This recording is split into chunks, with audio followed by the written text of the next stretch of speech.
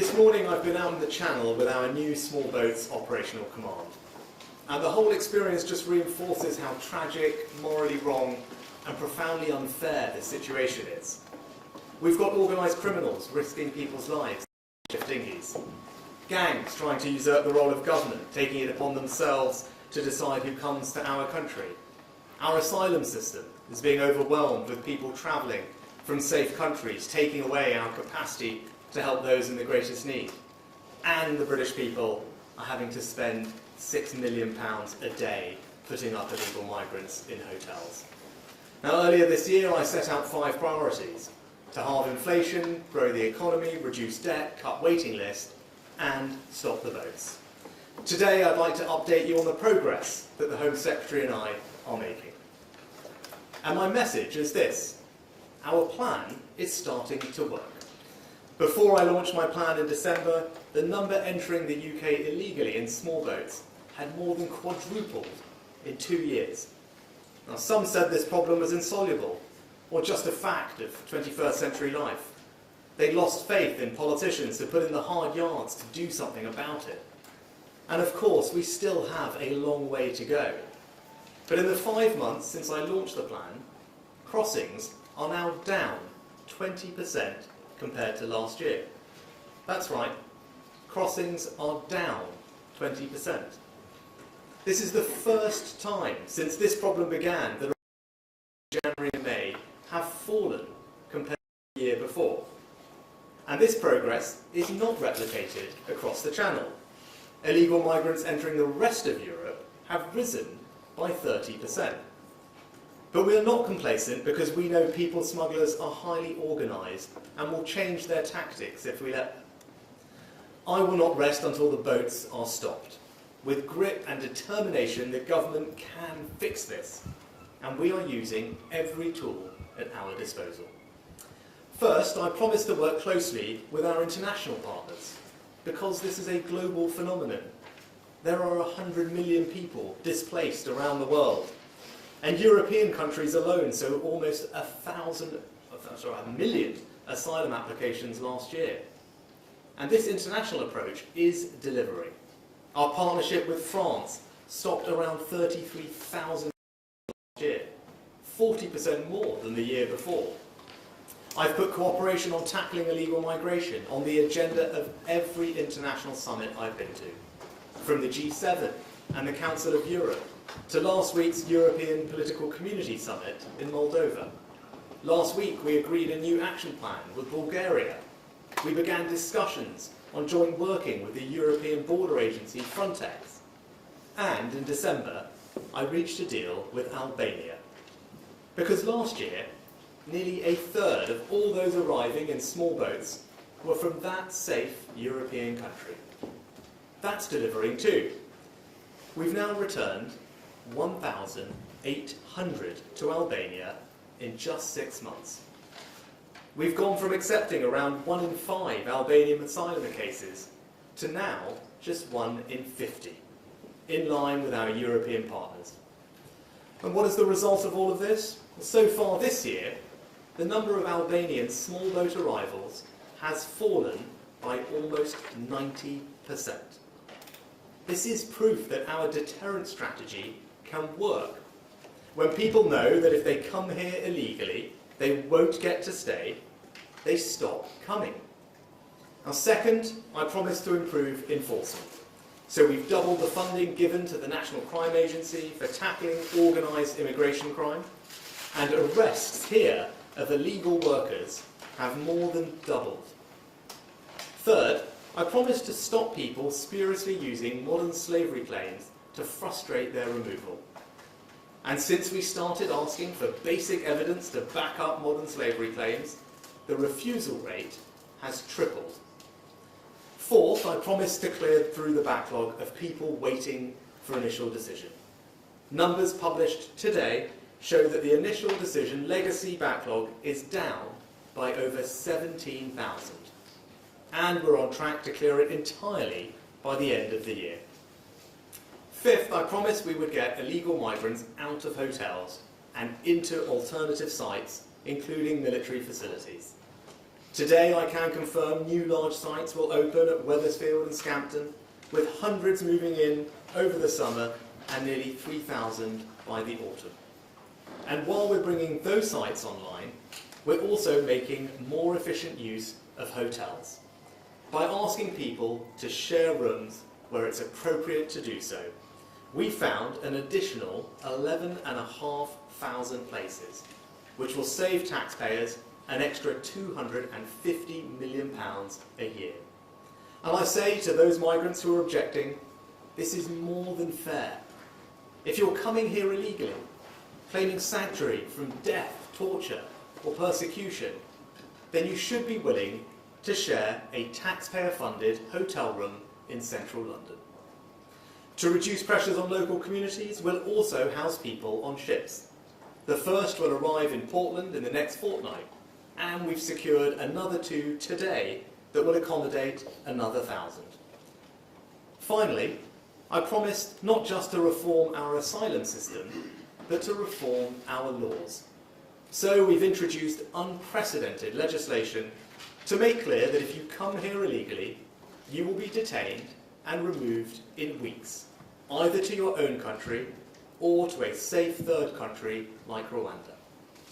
Our Stop the Boats bill passed the House of Commons in weeks, despite the Labour Party voting against it at every turn. And we're preparing now, so that once any legal challenges are complete, we will be able to put this bill into practice. I'm ensuring we have more detention capacity to hold those who arrive illegally, enough court capacity to process their cases, and the planes to remove them to Rwanda. I know these are tough measures, and I make no apology for that. We cannot allow our generosity of spirit to be used as a weapon against us, or against those who are being pushed to risk their lives in the Channel by criminal gangs. Our approach is working. For the first time, crossings are down by 20%. But we are not complacent. This won't be solved overnight, and people will continue to come this summer, which is why it is so important that we change the law. My policy is very simple. It is this country and your government who should decide who comes here, and not criminal gangs. I will do what is necessary to achieve it. I said I would stop the boats, and I meant it. Thank you. If we take some questions from the media next, and could I start, please, with the BBC? Thank you, Prime Minister. Chris Mason, BBC News. You're continuing to promise to stop the boats, though it is on the lectern in front of you, and yet there has been around 7,500 migrants who've crossed on small boats so far this year, with summer months ahead. Is it credible to promise to stop them? Literally no more boats? So thank you, Chris. I think the most important people to take away from today is that our plan is working. Now, I've always said this isn't an easy problem to fix. We won't fix it overnight, and there's no one simple solution to it. But we're doing a range of things, and that's the plan I announced 5 months ago. But the message from today is that plan is working. Why do I have confidence in that? It's because for the first time since the small boats phenomenon arose a few years ago, for the first time, numbers are down. So this year, January to May, the numbers crossing are down by 20%, down by a fifth. We haven't seen that before, and it is specific to the UK, because if you look at what's happening in Europe, the numbers so far this year are up almost a third. So I think that, to me, shows that the plan we put in place is working. Now, of course, there's work to do. As I said, people will still come here in the summer, the gangs will keep trying other routes, but the measures that we are putting in place are starting to work, and I think you can see that most concretely when it comes to the Albanian situation, where the number of crossings from Albania, of illegal migrants from Albania, is down by 90%. So I have confidence that the plan is working. We're obviously not there yet. There's lots of work to do, but I'm here to give people an update on this very important priority, and I think the message from today is have confidence, because the plan is working, numbers are down for the first ever time, and there's lots more that we're doing. Perfect. Next, if we could go to Channel 5. Thanks, Prime Minister. Andy Bell, 5 News.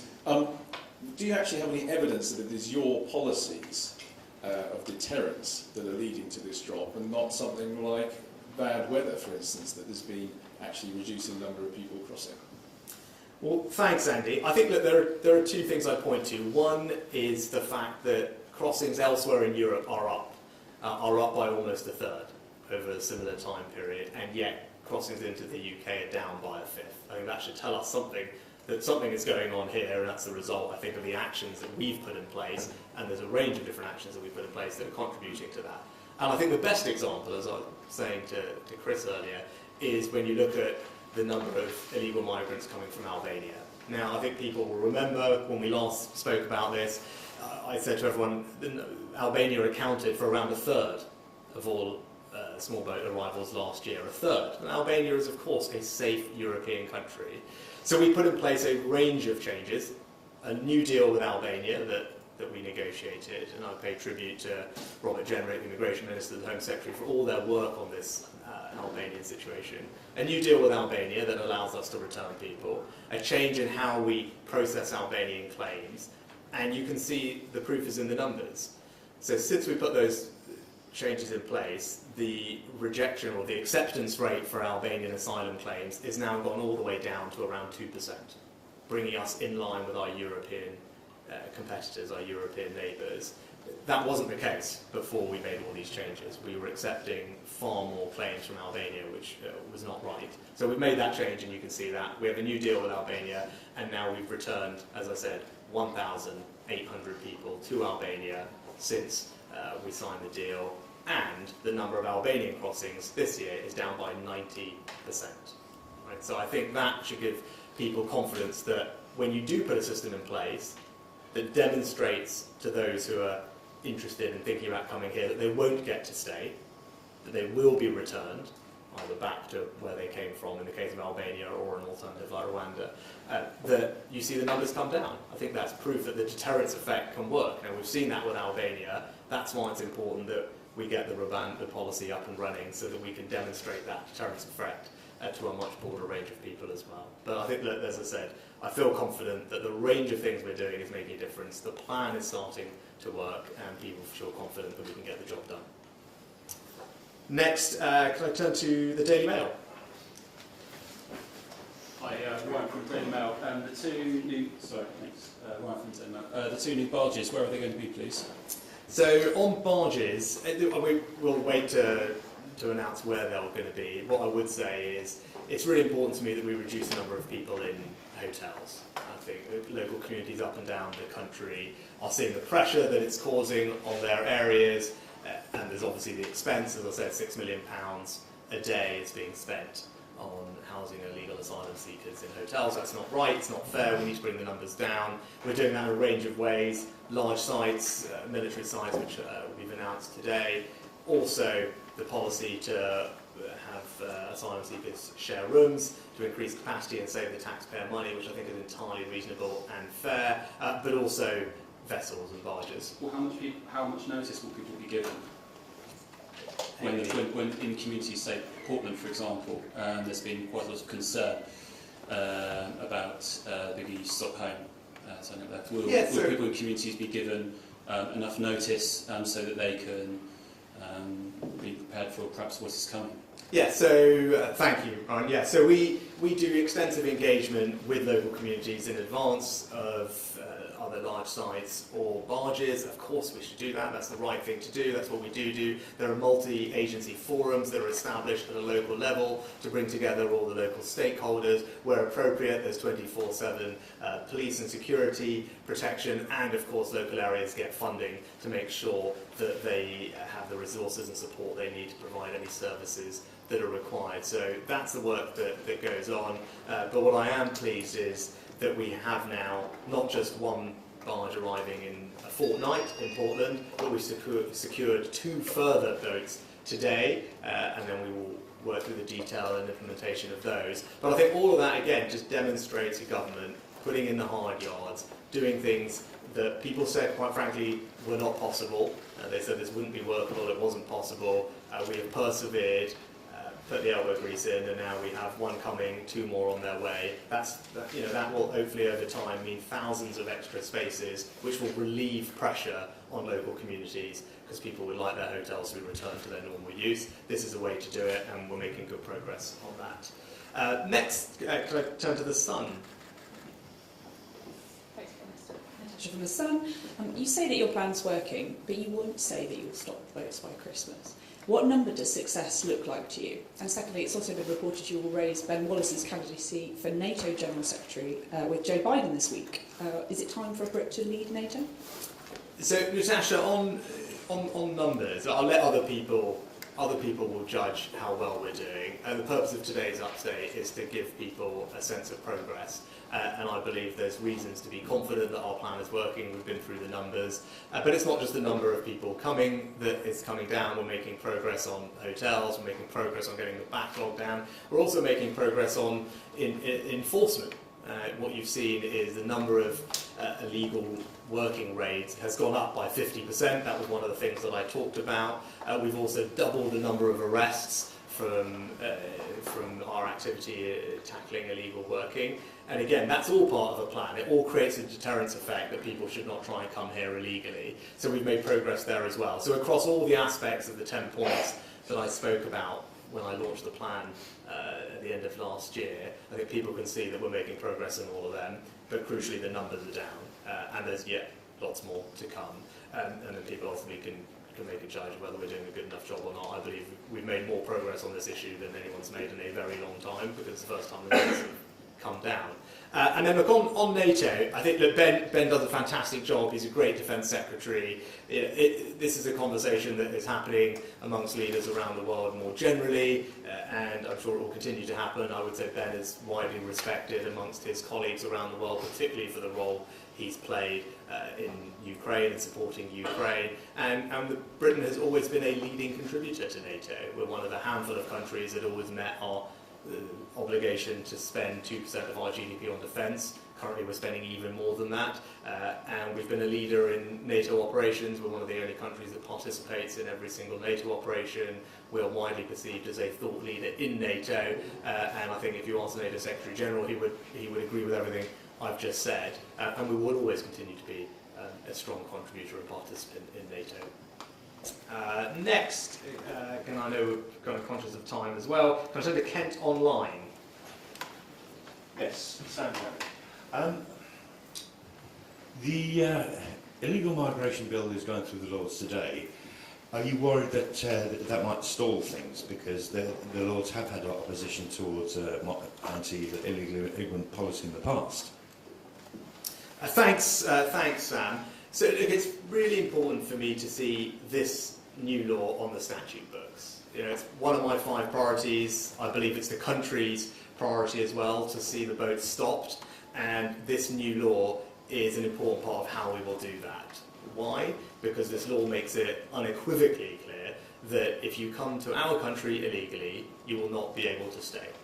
Instead, you will be swiftly detained and then sent back either to your own country if it's safe to do so, or to Rwanda or another third country alternative. That's the process that this bill puts in place, and it means that people will be processed in a matter of days and weeks, not months and years, and if we can get that working, the deterrent effect, I think, will be very powerful. That's why the bill is so important. I'm pleased to say it was passed in the House of Commons in a matter of weeks, with strong support, although the Labour Party did oppose it at each and every turn. But it is important to me that this bill does get put on the statute books, because it's an important part of how we will stop the boats. But I'd also say that I'm already doing the work now to make sure that when the bill does come into law and manages any legal challenges that we may have to deal with, that we are ready to implement it. So I'm already doing meetings almost twice a week with all the relevant cabinet secretaries to make sure that all the building blocks and elements of operationalising the bill will be put in place in advance. So that's making sure we have enough detention capacity to detain people. It's making sure that we have enough judicial capacity to hear people's cases and claims in a matter of days and weeks, and it's making sure that we have all the logistics in place to actually remove people to Rwanda. All of that is hard work, and we're at it now, as I said, twice a week. making sure that we've got everything ready so that when the bill comes into law and is ready to be used, that we are absolutely ready to use it as soon as possible. And then we've got time maybe for a couple more. Perfect. Right. Can I go to ITV Meridian? We've got local ITV. Prime Minister. It's Abby Bracken from ITV Meridian. There have been very few, almost all small boat crossings that have arrived in the UK arrive here in Kent, and that's putting huge pressure on public services. Can I ask what you're doing to address that? And can I also say it's been exceptionally windy in the Channel for several days now, meaning there have been hardly any small boat crossings. Is that why you've chosen to come here today? So, Abby, thanks. On first of all, I'll just pay tribute to Natalie, who's here as a local MP, and Natalie spends an enormous amount of time when she's in Westminster talking to me and other ministers to make sure that Dover and Kent more generally is getting the support and engagement that it needs to deal with the challenges that small boat phenomenon causes. Because of Natalie's campaigning, we've invested quite a lot.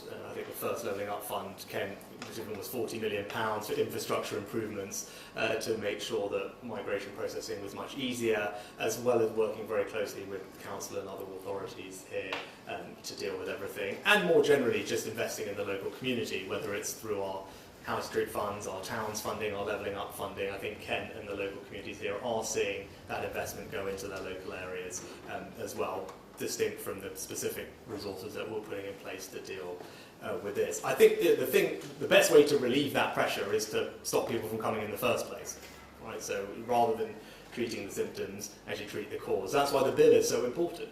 It's why we need to pass new laws, have international agreements, get the backlog down. If we do all of those things, we can move to a system which means people won't be able to stay if they come here illegally into this part of the country or anywhere else. I think we will see people stop coming, right? And that's the best way to relieve the pressure on the community here.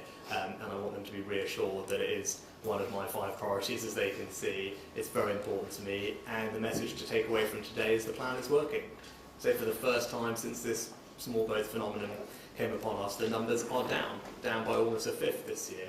And I think, as we've gone through all the reasons why, I think that is a sign of encouragement. But we are not complacent. Of course, the summer is coming. Of course, gangs will keep trying different routes and different methodologies. We need to be alert to that. It's why we need to pass the law. It's so important that the law passes, because that will really help us resolve this problem. And in terms of the timing of my visit, there's many things I can control. The weather is not one of them. So I wish it was so. But actually, I think this at least the second, if not third time I've been here. It's actually very good to see the team here locally who are doing such incredible work. Firstly, to say thank you to them, because as I said, the progress we've made since we put the plan in place is marked, and they deserve enormous credit for it. But the second thing is, as I said at the opening of my remarks, when you talk to the teams here who are the ones who are out on the front line picking migrants up, I think it really brings home how awful and tragic this situation is. Right? You talk to them, and they will talk to you just the other week, picking up toddlers who were suffering from hypothermia in a makeshift dinghy that was not remotely seaworthy. Right? I mean, some of us were out on the boat earlier before, trying our hardest not to get ill, to deal with the weather. If you're in a makeshift dinghy, which is not seaworthy, where it is freezing, in conditions that are far worse than today, and children are being exposed to that, I'm sorry, but that is completely and utterly wrong. And when you talk to the team here, are the ones who have to deal with that on a daily basis and rescue those people, they will tell you that it's wrong. And that's why the moral thing to do, the compassionate thing to do, is to stop these criminal gangs from being able to exploit people like that and put them on these rafts and send them across the channel. It is wrong, and that's why it's right that we're doing everything we can to stop it. I think absolute last one. Have we got the Times? It's Matt David from the Times. You spent £500 million to the French in March, I think it was. Are you satisfied the French are doing enough to stop the boats? What is their interception rate, and what interception rate would be value for money for the British taxpayer? And secondly, just you were talking about how tragic it was seeing children crossing those conditions. You're planning to detain children indefinitely. Are you going to put a time limit on that when the bill comes to the Lords or the Commons later this summer? So, thanks, Matt. On detention, the reason that's in place is that we don't want to create an incentive for people to put children on these boats. Right? So, if you exempted children from the policy, then you'd give every incentive for people to bring children along with them, and you put more children at risk, actually. So I don't think that's the right thing to do, and that's why they are included. Now, obviously, there are appropriate facilities for families. They're not separated. They're kept together, and we need to make sure that that's done properly and fairly, as it always has been and will continue to be so.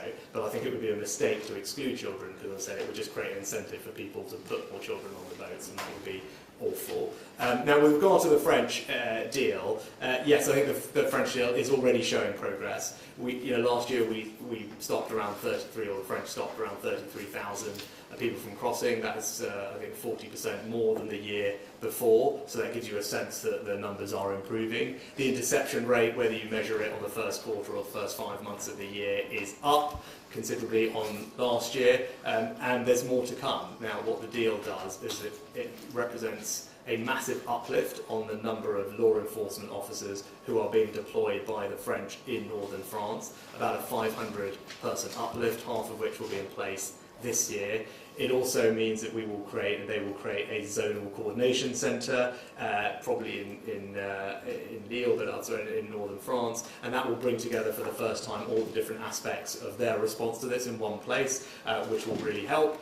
Also, we will have British officers as part of that setup for the first time to improve the coordination between us. That's something that we think can make a big difference. And then the last element of it is the intelligence cooperation and sharing of surveillance and reconnaissance technology. And then the kind of slightly longer term thing, which we've agreed to, is a new migrant detention centre in Dunkirk, but that will take a little bit of time to come on stream. Right, so those are all the elements of what the deal with France represents. As you can see in the numbers this year versus last year, and last year versus the year before, there is a steady upward increase in the interception rate and the number of people who are being stopped, and I think that will continue to happen as our cooperation continues to deepen and that the deal that we announced is fully implemented and operationalised. But it's a good point to end on, because it reminds us that this is not a UK-only phenomenon.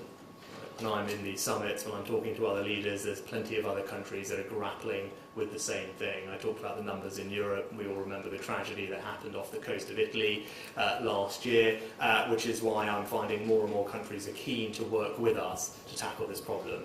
One of the things Suella, the Home Secretary, did very early on after I became Prime Minister, her and I re-established the Calais Group of Northern European nations to come together, to work together to tackle this problem, and then we've built on that with our deals with France, deals with Albania, cooperation with Italy, and now many more countries. And you will continue to see that, because ultimately we are not alone in facing this challenge, but what today's numbers show is that we, the UK, are making progress on gripping it, and that's the main message for people to take away from today, is our plan is working. We're not complacent, there's more work to do, but people should have confidence that when I said I was going to stop the boats, I meant it, and that's what we're delivering. Thank you very much.